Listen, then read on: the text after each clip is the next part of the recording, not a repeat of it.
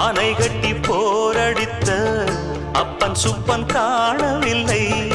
அன்று முதல் இன்று வரை அக்கரமும் வாழவில்லை. வெட்ட வெட்ட வாழைதான் அது அள்ளித்தரும் வாழ்வைத்தான். வெட்டி போட்ட மண்ணுதான் அதை கட்டி காத்தா பொண்ணுதான். நாம் வாழும் வாழ்வே அது சில காலம்தான்.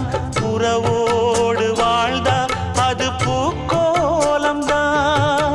கெட்டாலும் பட்டாலும் உன் பேரன்தான்.